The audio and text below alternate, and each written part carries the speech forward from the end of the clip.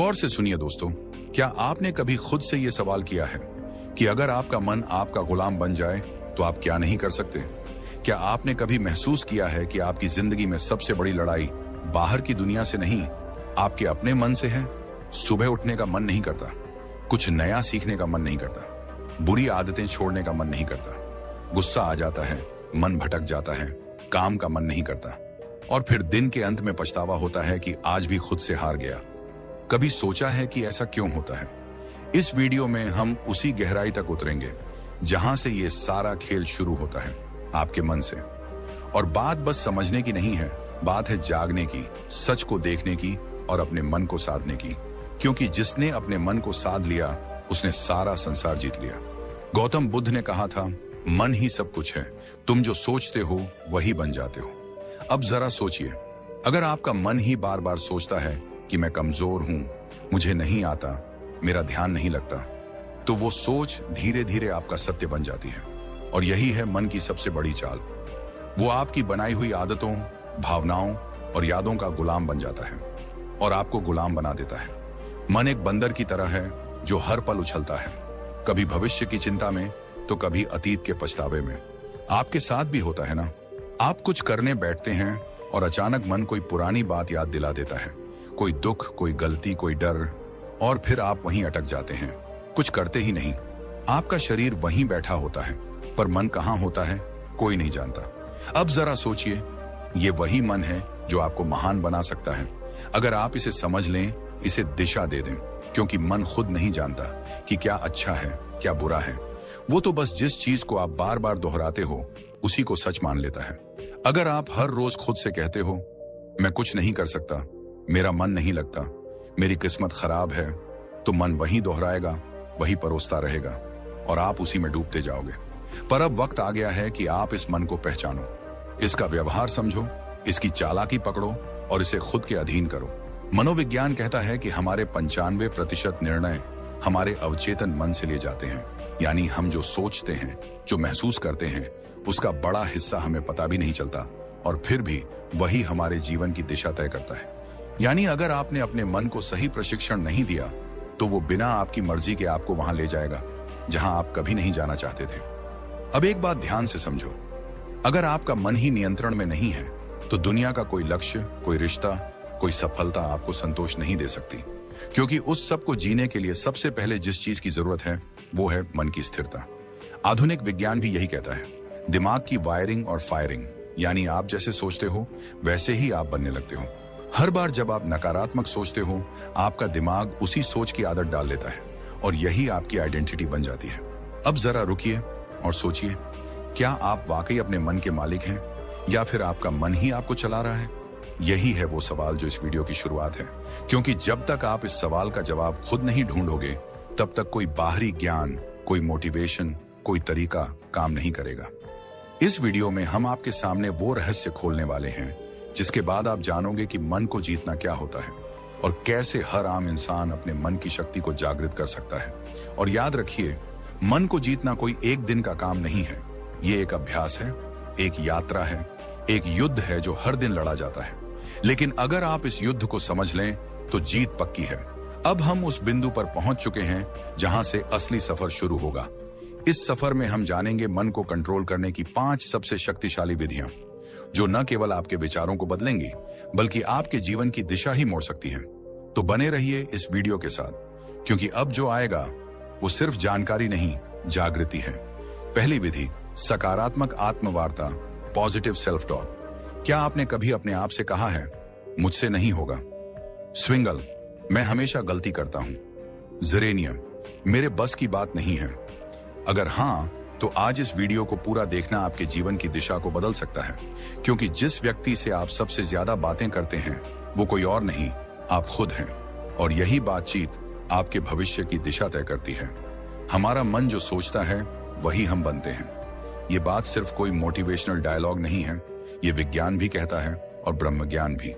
मन को कंट्रोल करने की पहली शक्तिशाली विधि है सकारात्मक आत्मवार्ता, यानी अपने आप से सकारात्मक बातें करना।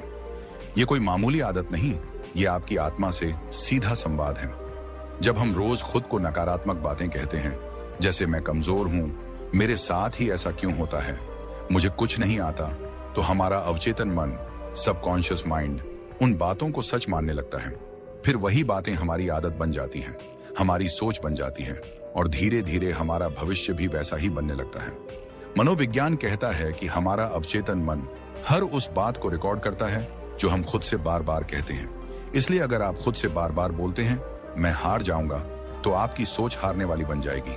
और अगर आप खुद से रोज बोलें मैं कर सकता हूं, मैं सीख सकता हूं, मुझे खुद पर विश्वास है, तो आपका दिमाग उसी दिशा में काम करने लगेगा, सफलता की दिशा में।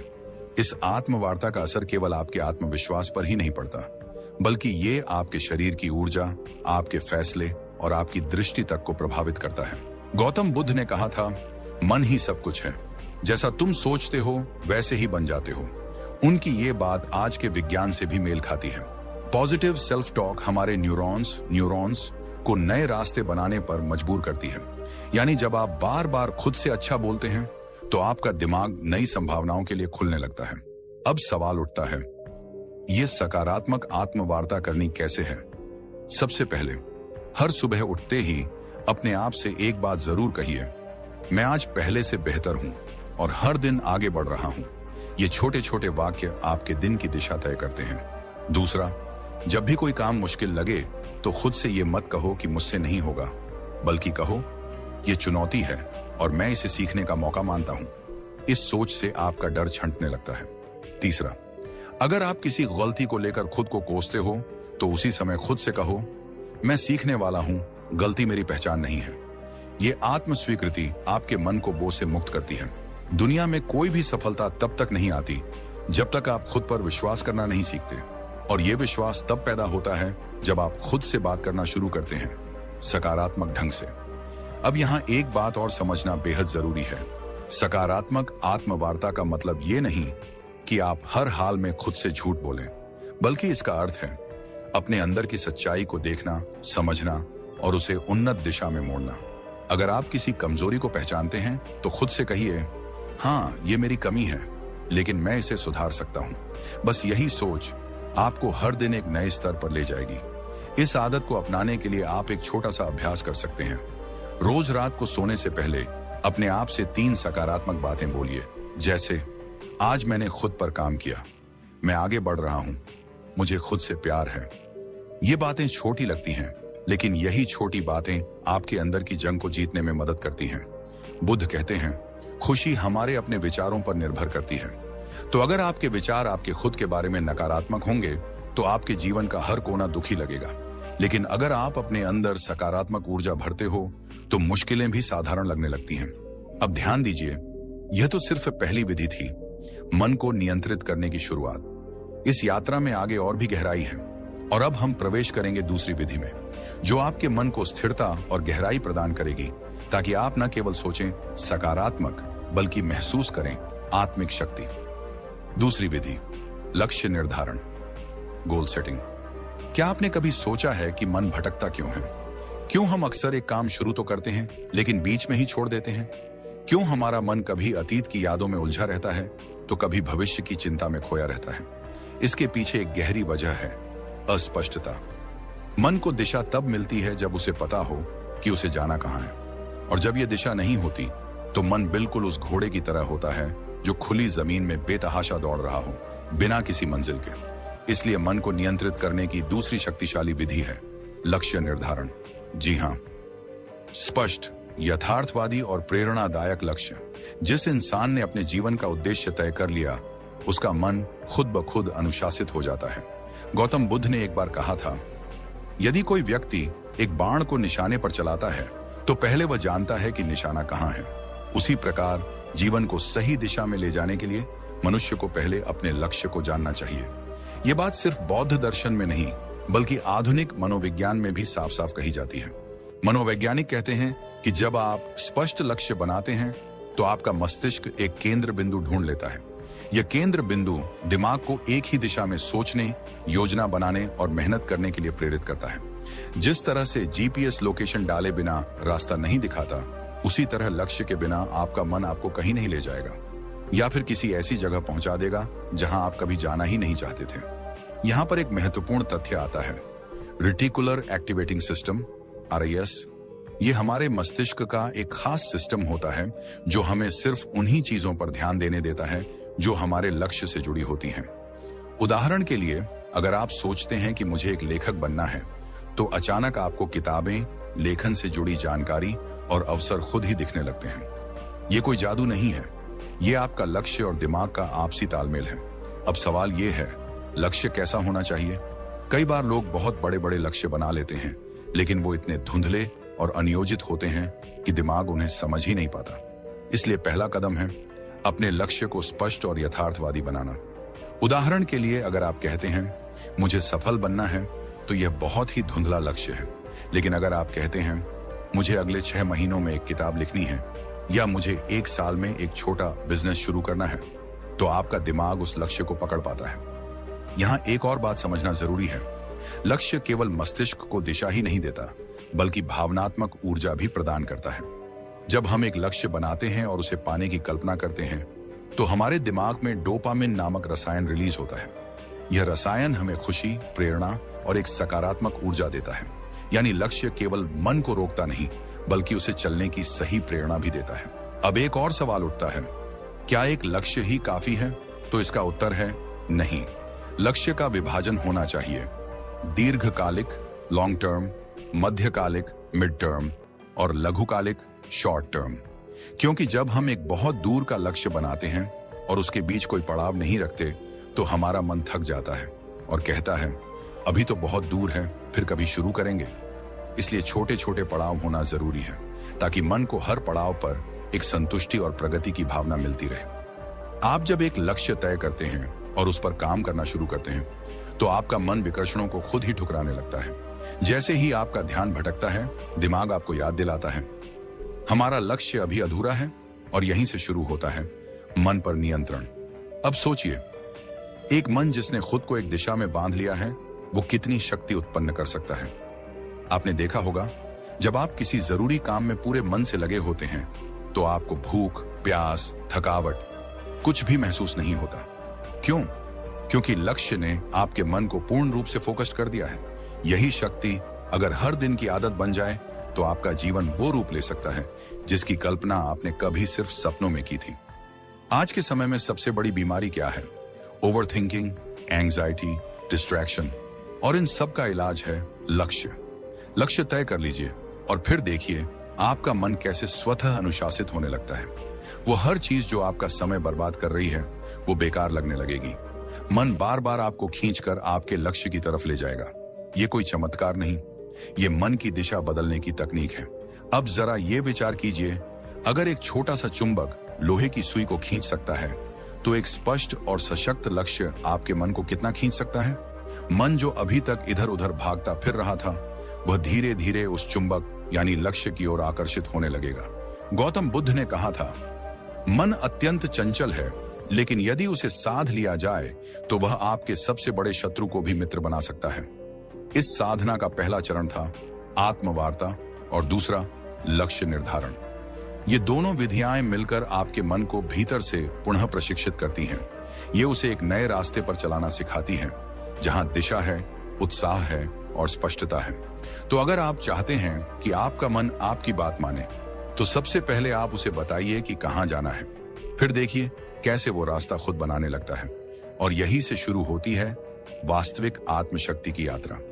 दोस्तों, क्या आप जानते हैं कि हमारा मन सबसे अधिक बेचैन तब होता है जब हमारे पास समय की कोई योजना नहीं होती, जब हम हर काम को टालते जाते हैं, जब दिन रात सिर्फ भाग दौड़ बनकर रह जाते हैं, लेकिन फिर भी मन शांति को नहीं छू पाता। तब असल में दिक्कत समय की नहीं होती, बल्कि उस समय के प्रबंधन की होती है। और यहीं से शुरू होती है मन को काबू में रखने की तीसरी शक्तिशाली विधि, समय प्रबंधन। आज हम जिस दुनिया में जी रहे हैं, वहां व्यस्त रहना एक ट्रेंड बन गया है। लेकिन व्यस्त होना और व्यस्तता का प्रबंधन कर पाना, ये दोनों एक जैसी चीजें नहीं है। अगर आप दिन भर बहुत कुछ करते रहते हैं, लेकिन अंत में थक कर गिर पड़ते हैं और खुद से ही नाराज रहते हैं, तो यकीन मानिए आप समय को नहीं चला रहे, समय आपको चला रहा है। और जब समय हमें चलाने लगे, तो मन खुद ब खुद बेचैन, चिंतित और थका हुआ महसूस करता है। हमारा मस्तिष्क तब सबसे अच्छा काम करता है जब वह जानता है कि अगला कदम क्या है। मन को दिशा चाहिए, स्पष्टता चाहिए और वह स्पष्टता आती है अच्छे समय प्रबंधन से। जब आप हर काम के लिए एक उचित समय निर्धारित कर देते हैं, जब आप जानते हैं कि किस काम को कब करना है, तो आपका मन खुद ब खुद शांत रहता है, क्योंकि उसे पता है अब कुछ भी अनियंत्रित नहीं है। समय प्रबंधन केवल घड़ी की सुइयों को देखने का नाम नहीं है। यह एक विज्ञान है, एक कला है और साथ ही एक साधना है।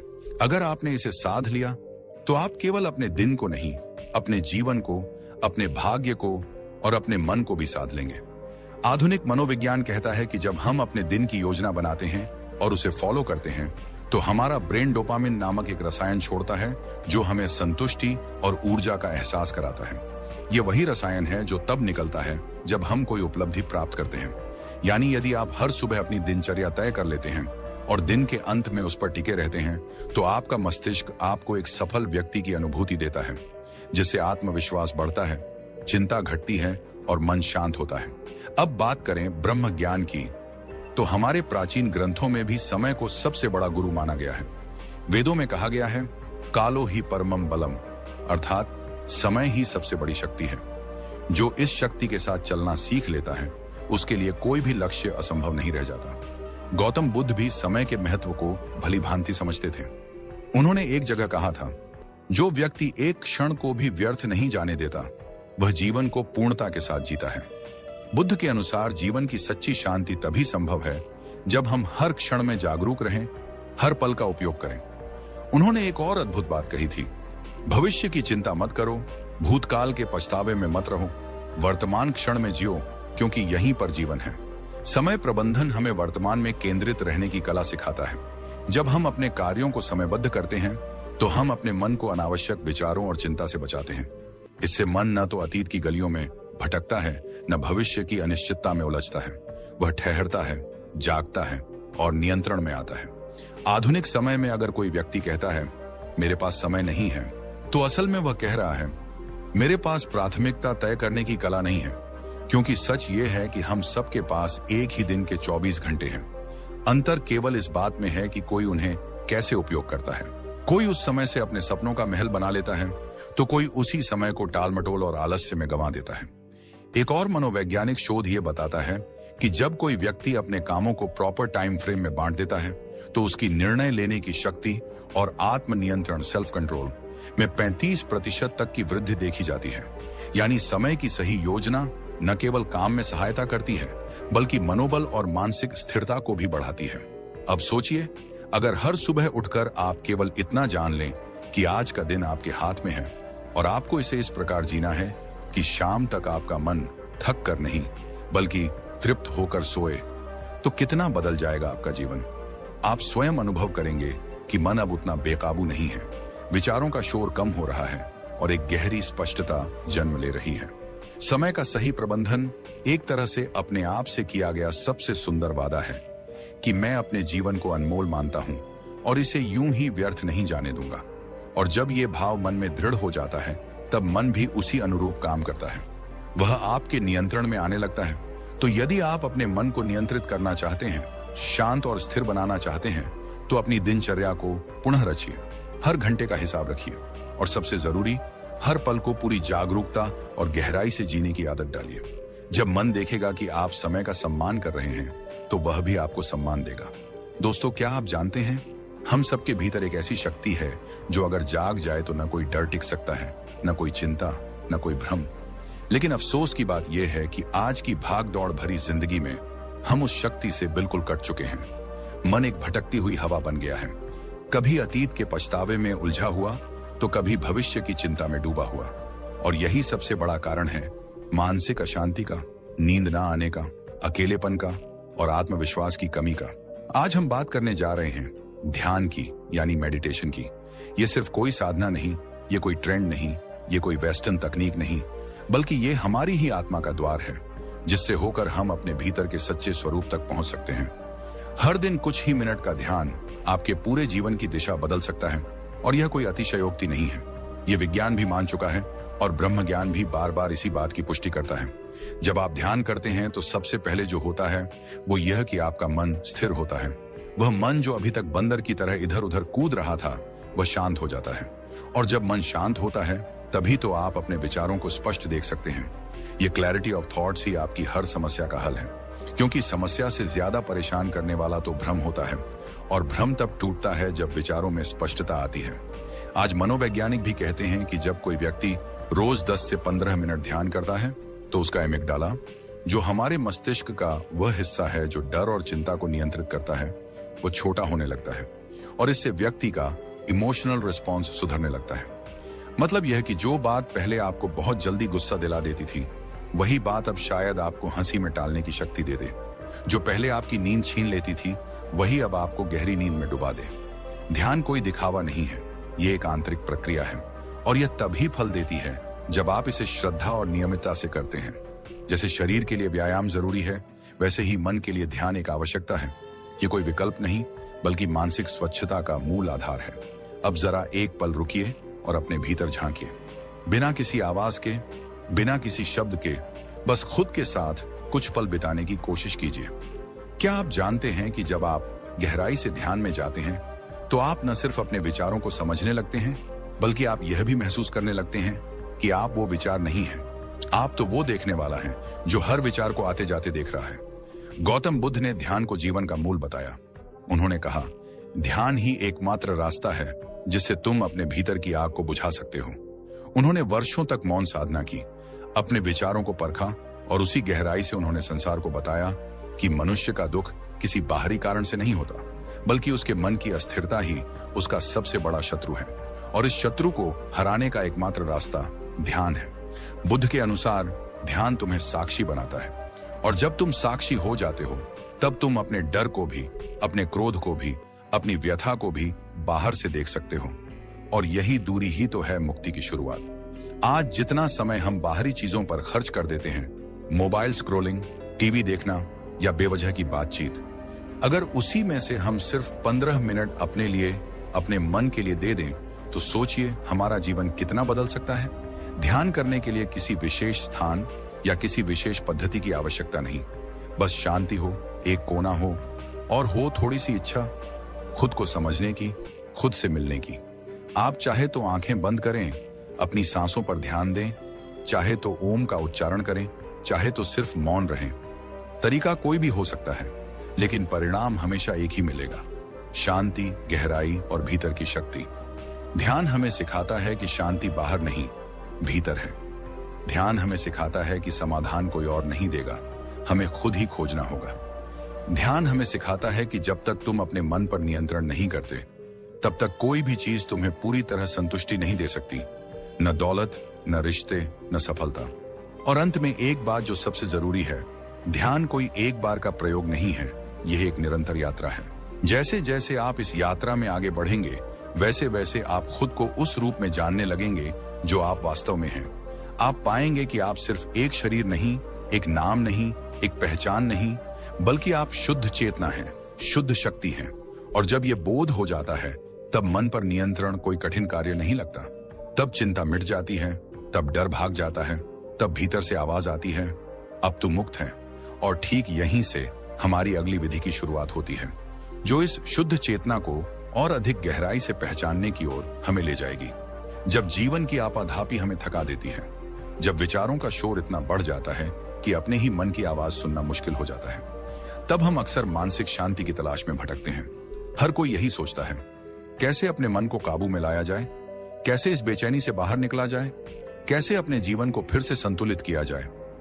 आज हम बात कर रहे हैं उसी खोज के अंतिम पड़ाव की, मन को कंट्रोल करने की 5 शक्तिशाली विधियों में से 5वीं विधि की, जो दिखने में सरल है लेकिन इसके पीछे छुपी है अनंत शक्ति। यह विधि है शारीरिक व्यायाम, यानी रेगुलर फिजिकल एक्सरसाइज। अब आप सोचेंगे कि इसमें ऐसा क्या खास है, क्या वाकई शारीरिक व्यायाम से मन शांत हो सकता है?